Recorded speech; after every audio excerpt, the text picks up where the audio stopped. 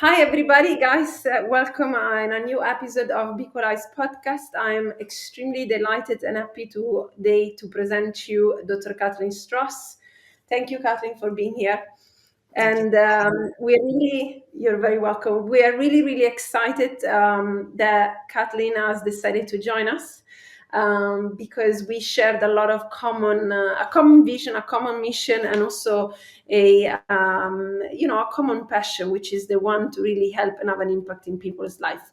So I would love for all our BEqualise users and people that are following us now for a while to talk a little bit more about you and tell us a bit more about who is Dr. Stross, your background, your passion, so that people also get an idea. Thank you. Sure, you bet. Well, thank you for having me. The world of those who practice vestibular rehabilitation and neurological therapies is actually pretty small. And so when we connect across the globe, there's this immediate connection and excitement because the brain, the nervous system, and the complicated systems that make us alive and make us experience life is just fascinating. And those who are in the field are passionate about it. So we connected immediately on passions, but my passion began long ago.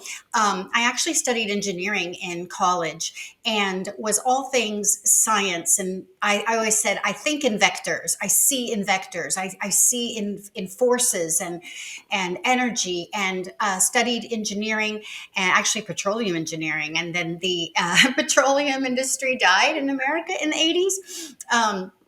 Funny enough, and I'm in Texas, the oil capital down here, and so I explored what else I might do. Because at that time, most of the jobs were taking petroleum engineers actually to the Middle East. That's an interesting connection. It was like, yes, you'll be able to work, but you'll be in Saudi. That was a true story.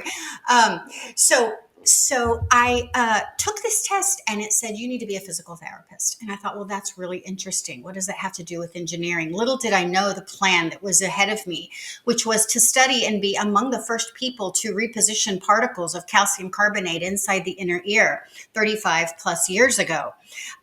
Had studied geology in great depth, knew what calcium carbonate was, didn't know we had rocks inside our body, but the world was coming to understand that that was so. So that was a wonderful thing. Had the privilege of studying, teaching, and researching in the great Texas Medical Center in Houston, Texas, where there are multiple institutions, a consolidation of research and clinical practice that just expands across all disciplines. And that was introduced me to my passion for brain injury rehabilitation and the neurological system, and then eventually, the vestibular system. In 1990, it was very early there wasn't a word vestibular rehabilitation. There wasn't a word vestibular medicine. There really wasn't. It was a sort of a wild, wild west, if you will. In brain injury rehabilitation, we had patients who would awake from coma, and we were mobilizing them very early, walking people barely conscious.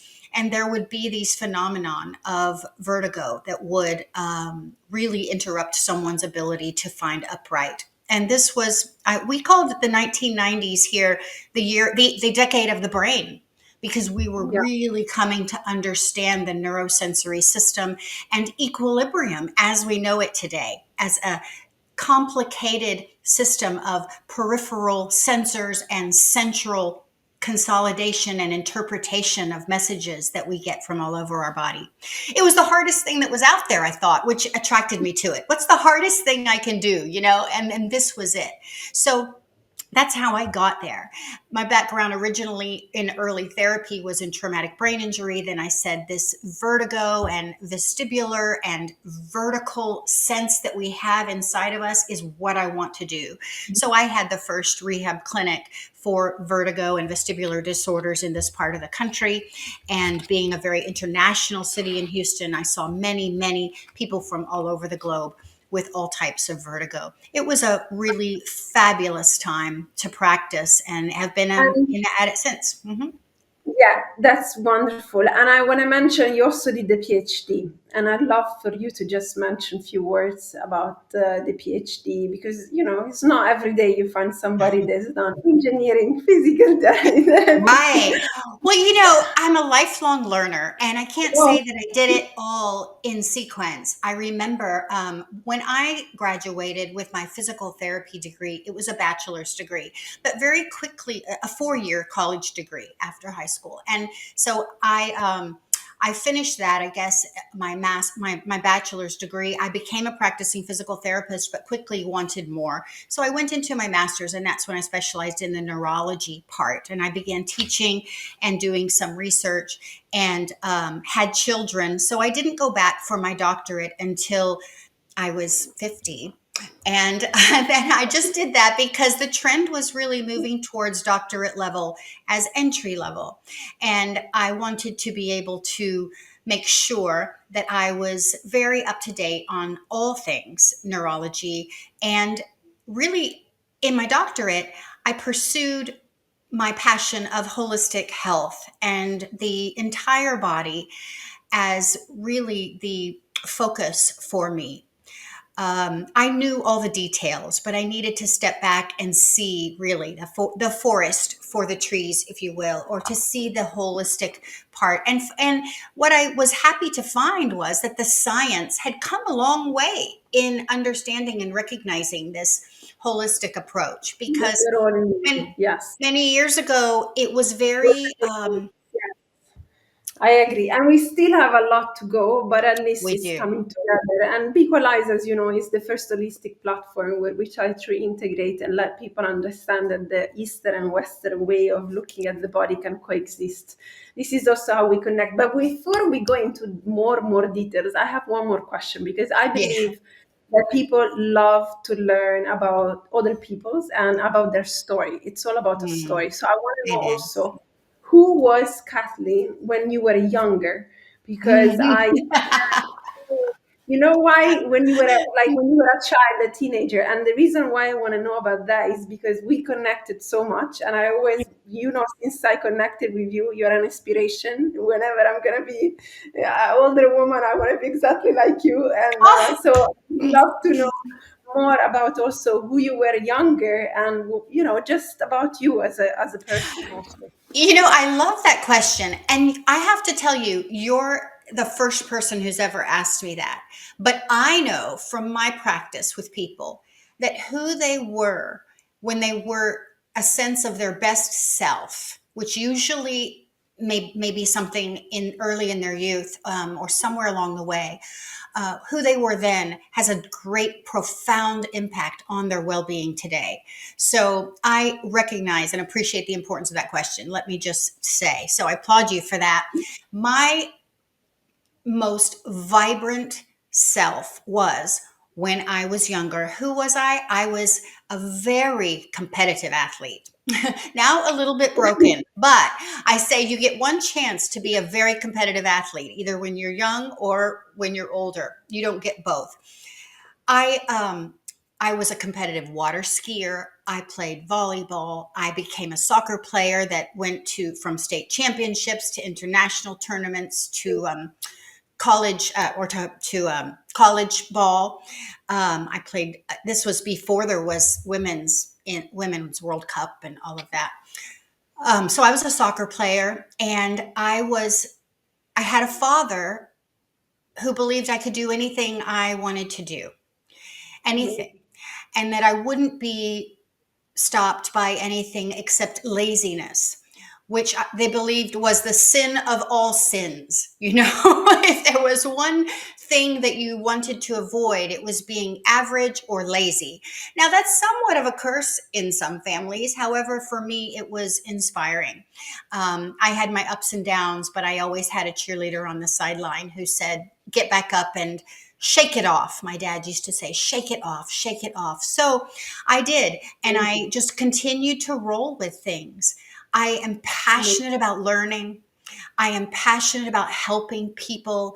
And I mean, that's really who I was. I was a tough girl in a feminine exterior. I always said I was elegant, but I was tough. This is also why we related so much. I was also an athlete. We spoke about it. So this is also where it comes the passion for movement. Me, I was a Yeah. professional gymnast, and the same when we last talked about ourselves, we definitely connected and related. And the fact that for us, movement is key, is like a way of being. We need to move. That also perhaps why it pushes me to build the BEqualise and you to work as a physical therapist, right? It's Well, it's such true. a yeah. It is true. And movement is medicine. I know there's all kinds of words. Food is medicine, movement is medicine, but these things are true as we learn about the chemistry set in which we live in. We learn how we can impact our chemistry and the soup, if you will, that we live in, that our cells nourish in. And food and movement are the medicine that we have. And then, of course, connected with the mind. The I, experience we have with being high performance athletes also, I think, gives us an understanding of the power of the brain and the mindset that allows us to accomplish things beyond what we could otherwise do. And I think that also is key in holistic health and feeling good again, which is what our mind can do. And I think the athlete understands that.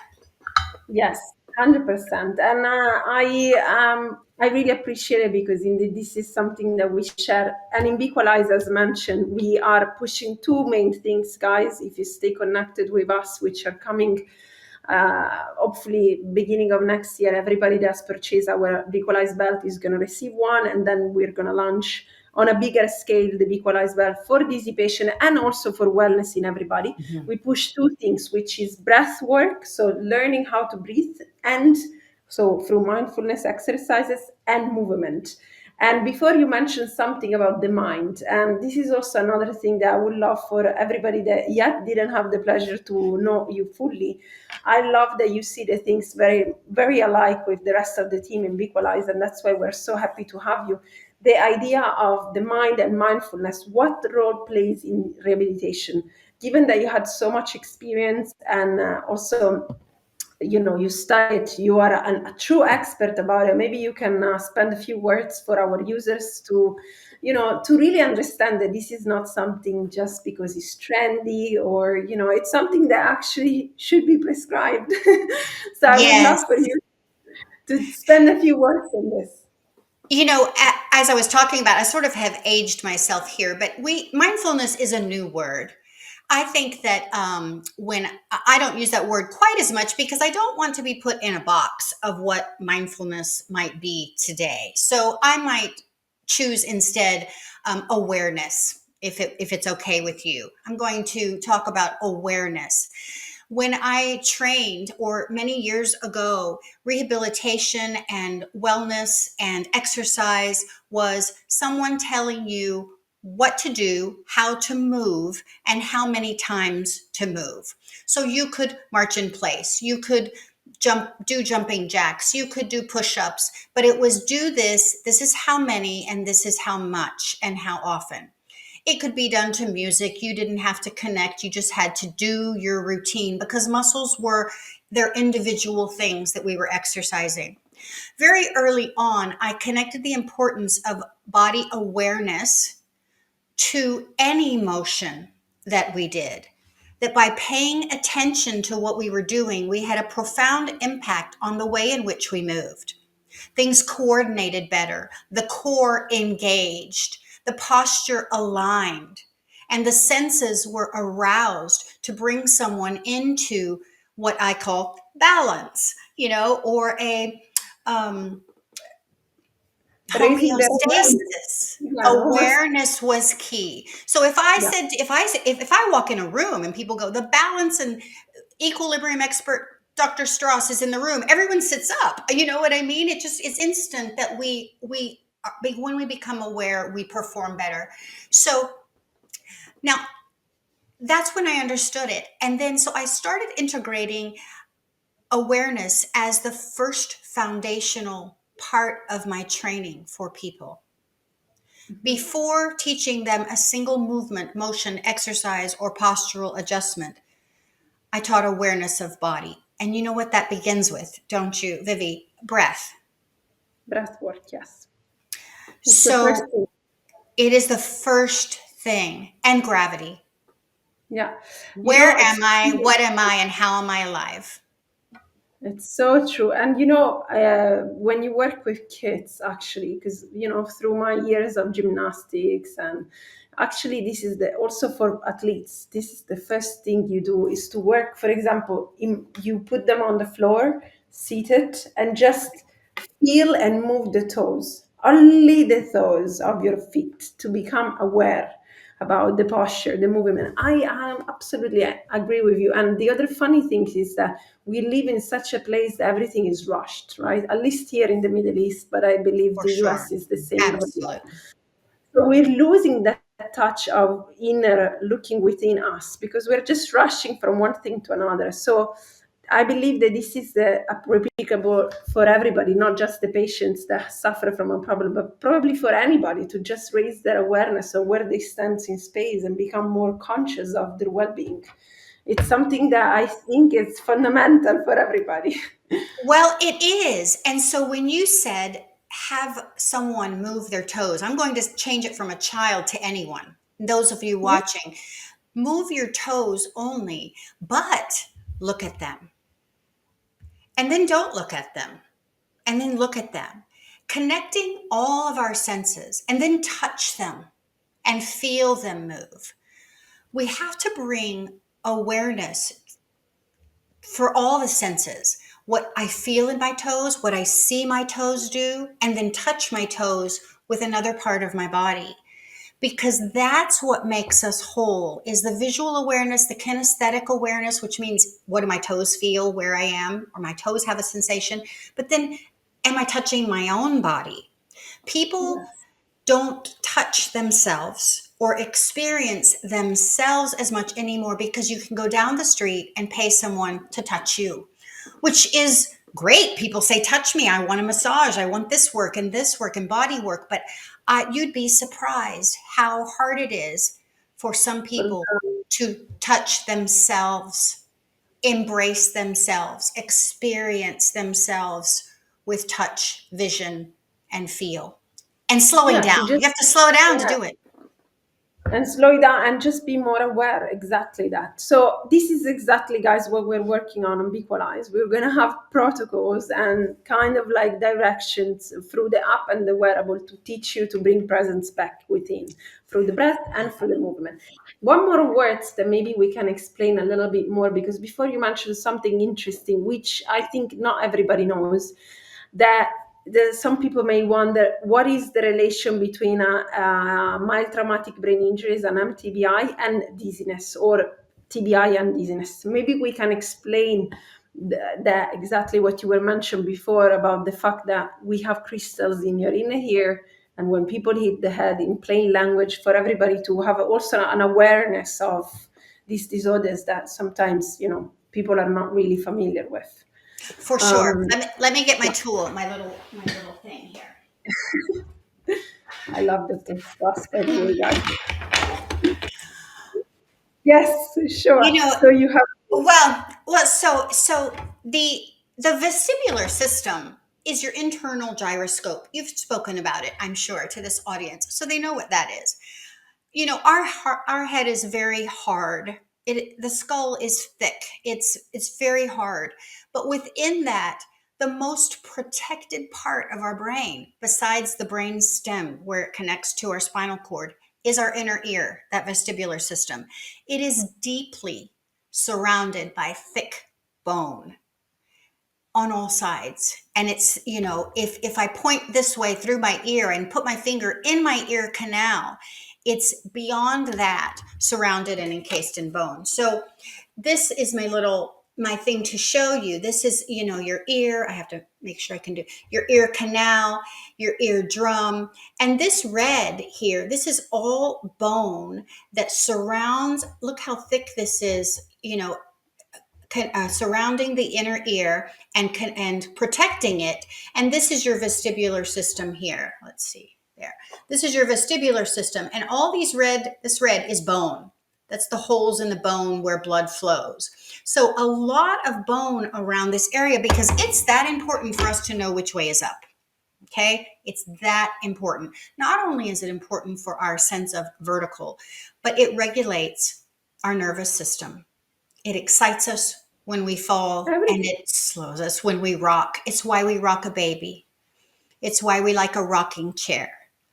It's why we shake a baby when they're born if we want them to breathe and take that first breath. The vestibular system is the first thing to be activated in life that triggers the breath. So, so, what did you ask me? You asked me about concussion, So okay, yeah, and brain some injury. people, yeah, I want to Yes, explain because again, some people, when I talk about concussions, and I worked in concussion a lot. I used to work at the Swiss Concussion Center. I've yes, dealt with many concussion patients, and one of the things that so were surprising is that maybe they see a neurologist. Everybody's very explaining them the details, but nobody explained them that, of course, if you eat with a bowl, whatever, or on the floor, part of the inner ear where we have those crystals, they can get out of place. And this is one of the things I yes, love for yes. So it's fragile. Okay, so it's very fragile and it's very protected. But a bump on the head, even in the absence of having a positive finding on an MRI or a CAT scan or exam, even if the brain looks normal, the inner ear is so fragile it can be damaged and go undetected. Um, on the sidelines of most games, if someone takes a hit to the head, we call it getting their bell rung. I don't know if you call it, I mean, you get your bell rung, and you see the stars or you black out for a moment. Um, it concusses or shakes that inner ear and that vestibular system. So we look at their eyes, we look at their pupils, we look at their eye movements, and we do really a vestibular sort of exam at the sideline to see if there's a concussion in that very fragile system. It's so fragile, but and it is difficult to detect if there's an abnormality. The the incidence of vestibular problems after a concussion is very high. But the tricky thing is, it may go undetected for the first couple of weeks after the concussion.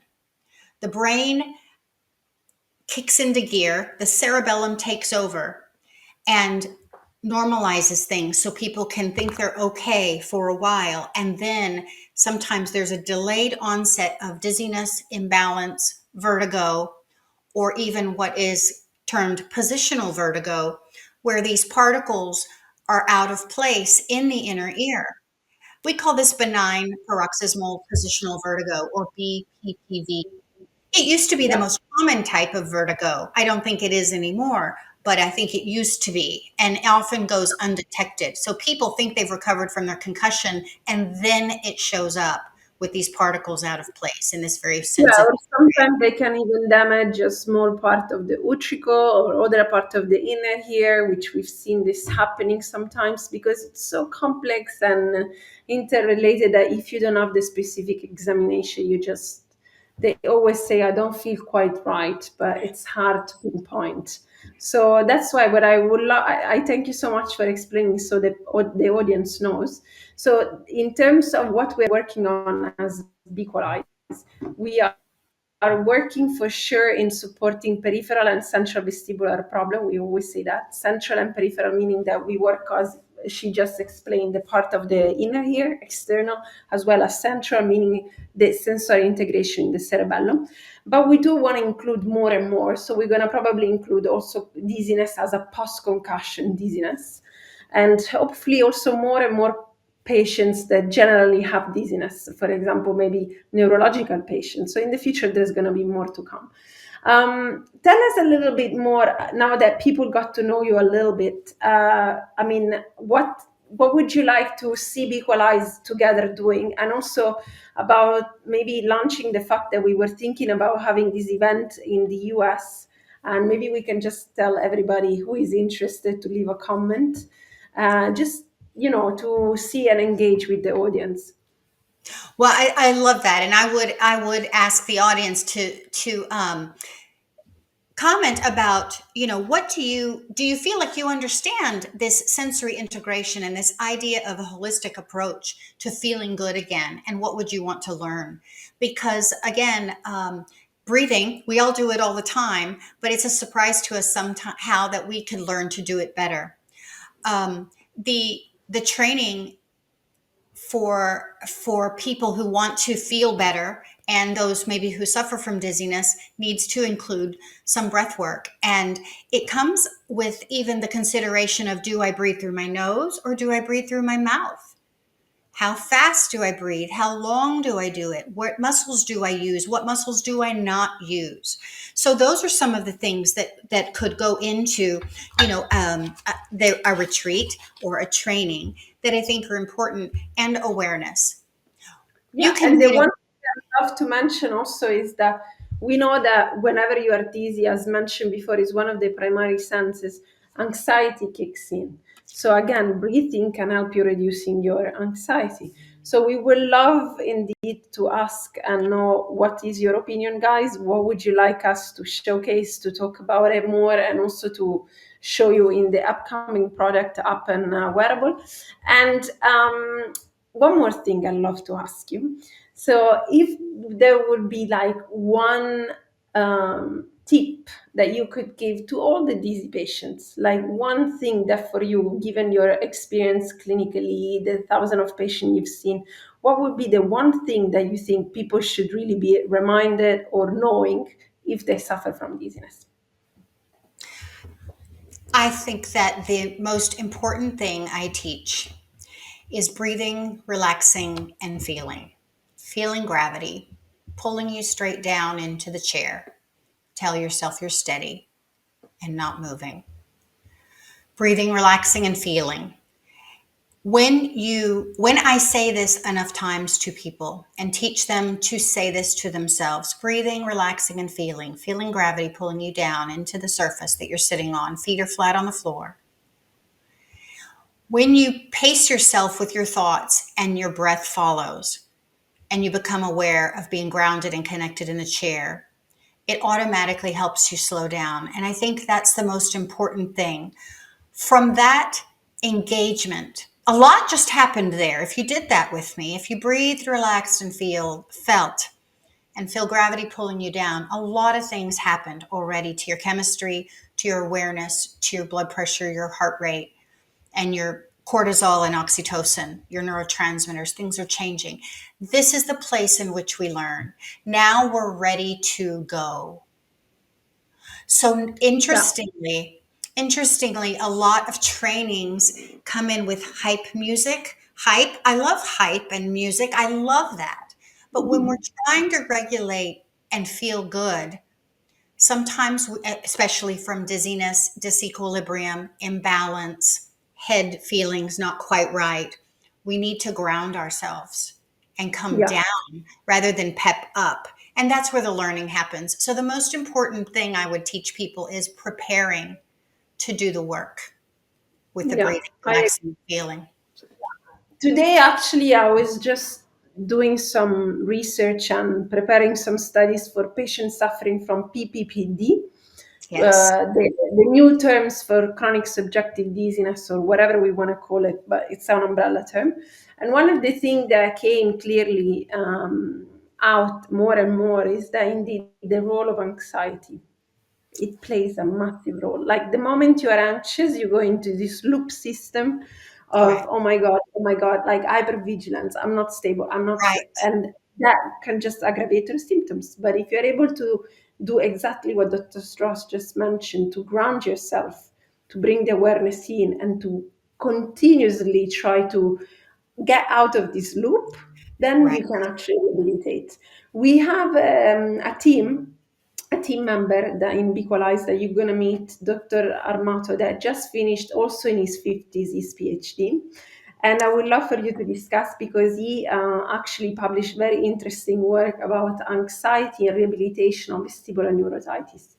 Again, mentioning that if you have even a peripheral problem, which we know you can rehabilitate and compensate, If you're anxious, you don't do it that well. So once again, we're strengthening the importance of how it's important to work on that component as well, and not to just brush it off and be like, yeah, but it's nothing. I can just take a medication and, and try to fix it. Well, So, right, right. I mean, I've had personal conversations with vestibular specialists across the world who believe very much in this sort of academic approach to peripheral vestibular dysfunction, that they just need the eye movement exercises and they just need some postural control, and 100% of people should be better in a certain amount of time. And what is the United States doing with all of this extra breath work and posture, and what are they doing with that, and calling us crazy?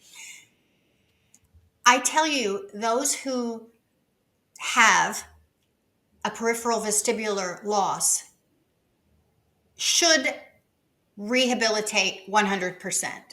But do they all? No. What is the exactly. major thing that keeps them from recovering? And it is some loop that they're stuck in.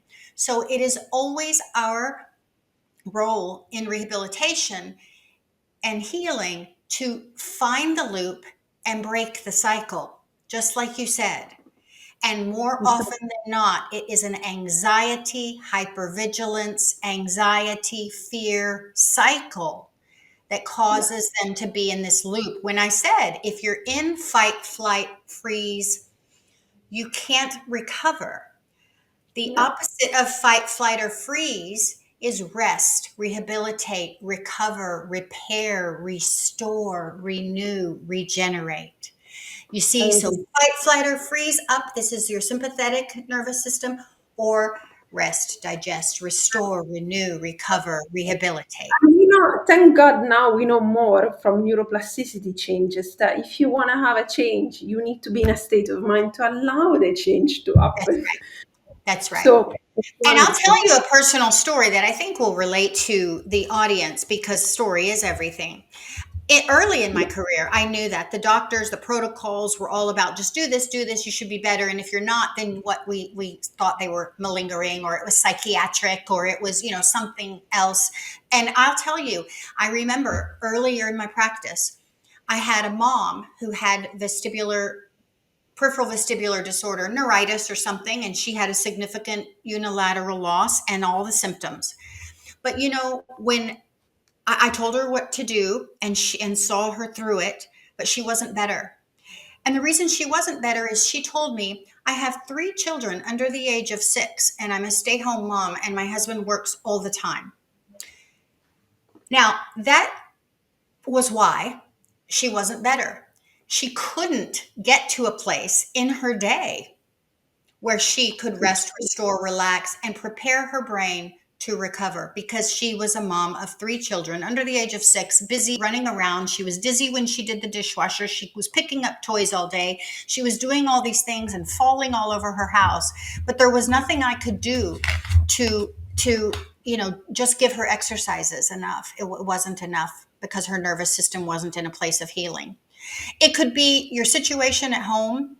It could be your environment. It could be your relationships. It could be toxins in your air or mold. It could be a trauma from being young, and your brain isn't able to complete healing because maybe you don't feel worthy of it. There's a million reasons why some people don't find the Yeah. key to better health, and they don't always know what they are. So I think the reason you need help with it is that those of us who've done it so many times can help you identify the smallest thing in your past, present, or even anticipation of your future. A worry and concern, which I always talk about, worries and concerns, because it may be some fear you have of the future that is blocking your ability to find the way back to feeling good again. 100%. This is why I'm so happy that you joined BEqualise, and I'm so grateful because we share exactly the same vision. And I always say to everybody that is joining BEqualise, or all the people that we consult with the team, that indeed the best, I mean, I always put the responsibility back to them. You come, we help you, but it's That's you right. need to do it. Absolutely. So, and this is the maybe not so pleasant at the beginning, but it's the only thing that works. So I always put them back into, it's your job, your life. You need to change your lifestyle. You need to change your thoughts. I cannot do it for you. And this comes, from what we, from a coach perspective, what we discussed before. Okay, Dr. Strauss, I think we ran out of time, but it was truly, truly, truly a pleasure to have you today. I think people will love to see more of the content than also your input in BEqualise and what we're doing together. And the last thing I want to mention is that Dr. Strauss and I are planning an event which is going to be taking place in Dallas, US, Texas. And we don't know yet the date. Is going to be in 2026, early 2026. But we would love for you guys to leave a comment below, to give us your feedback, your ideas. What would you like to see in this event? We try to bring people together also, not just digitally, but also physically. Yeah, and we are building it slowly. Everybody is really busy these days, but we love also that we're becoming more and more international, once again, to showing that, we are on the same plane, even if we are across the globe. And yeah, leave us a comment. And again, thank you so much, Dr. Strauss. If you want to just a few words more, and that's it. Thank you so much. Thank you for having me. And this shared consciousness with people who are thinking together, it is no surprise. The brain is designed for us to share this experience, share this passion and this energy with you. And if you felt excited about it, leave a comment, tell a story about how, what you'd like to see, because we can certainly go in the direction of showing others how to feel good again. So thanks for the opportunity. So many more exciting things to come. Thank you so much for having me. Thank you. Thank you so much. Thank you.